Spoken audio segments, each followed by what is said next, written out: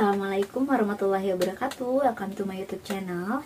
Jadi sesuai dengan judulnya, di sini aku mau sharing 7 persiapan kehamilan apa aja nih yang perlu kira-kira pasangan suami istri siapkan gitu. Untuk yang kehamilan pertama ataupun kehamilan yang kedua. Nah, untuk yang pertama yaitu adalah konsultasi dengan dokter. Kenapa sih perlu konsultasi dengan dokter gitu kan? Apa aja yang perlu kita konsultasikan dengan dokter? Jadi konsultasi dengan dokter itu yang pertama tuh kita untuk mengetes kesuburan. Mengetes kesuburan antara suami dan juga istri. Jadi tidak hanya istri saja, tapi juga suami yang perlu dites kesuburannya jika memang perlu. Nah, kapan sih kira-kira kalau misalkan kita nggak konsultasi ke dokter apa nggak apa-apa? Sebenarnya nggak apa-apa selama kita emang baik-baik saja. Dan kapan kita perlu untuk konsultasi ketika masih belum punya keturunan? Itu biasanya 1 tahun setelah menikah. Jika dalam 1 tahun itu kita sudah melakukan hubungan secara rutin gitu kan ya, sudah menstruasi setiap bulannya gitu kan. Nah, kita perlu cek ke dokter ada permasalahan di mana gitu, entah di suaminya atau di istrinya.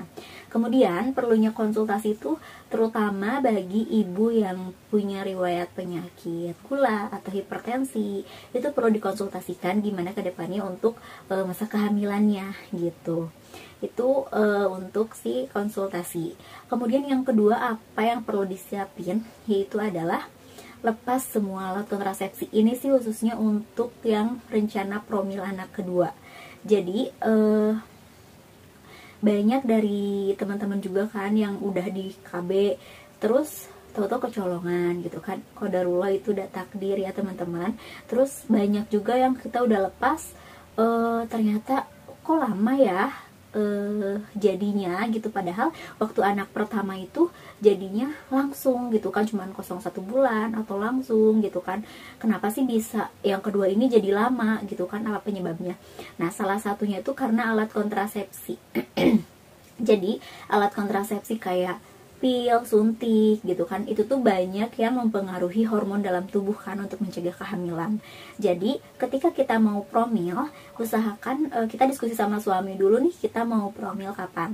Jadi sebelum waktunya kita perkirakan, karena banyak juga yang ketika udah lepas gak bisa langsung, karena tubuh perlu waktu untuk menstabilkan lagi hormon-hormon dalam tubuhnya untuk mempersiapkan lagi gitu.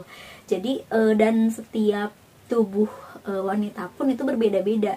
Jadi ada dari yang berapa minggu atau berapa bulan atau bahkan berapa tahun untuk menstabilkan tubuh kita, menstabilkan dari hormon-hormon yang sebelumnya udah dipengaruhi itu sama kontrasepsi gitu kan.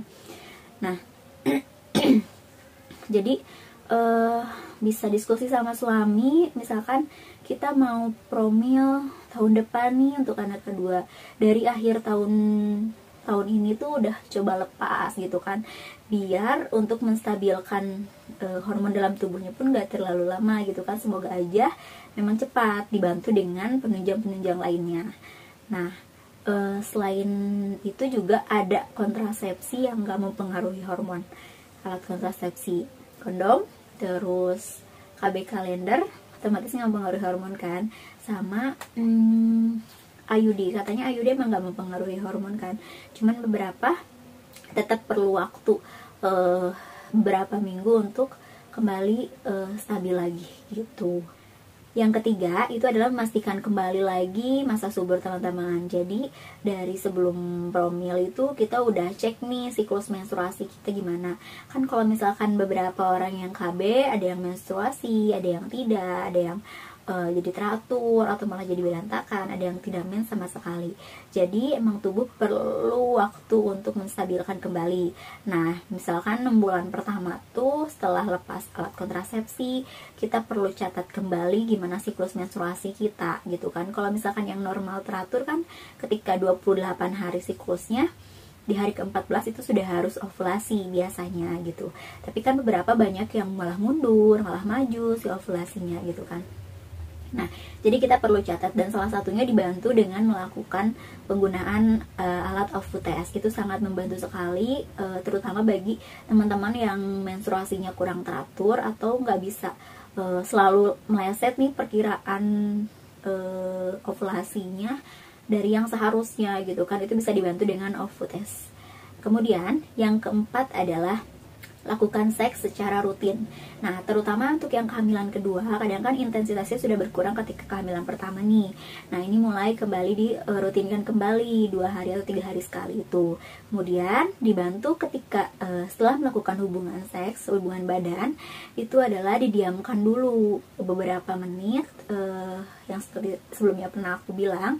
Jadi untuk menghindari tumpahnya lagi atau keluarnya lagi cairan sperma yang banyak gitu. Jadi biar si stok di dalam rahim kita pun lebih banyak sih spermanya.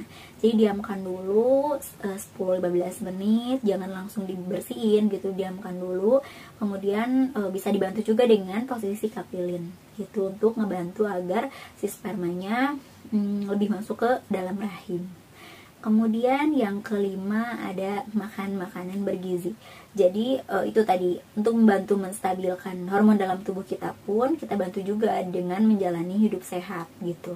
Dengan makan makanan yang bergizi, tidak hanya untuk yang promil anak pertama saja, tapi anak yang kedua pun kita perlu jaga makanan-makanan yang baik. Kemudian yang keenam yaitu adalah menjaga berat badan. Menjaga berat badan ini tidak hanya untuk menjaga bentuk tubuh, tapi untuk menjadi lebih sehat lagi gitu kan, apalagi untuk merencanakan kehamilan.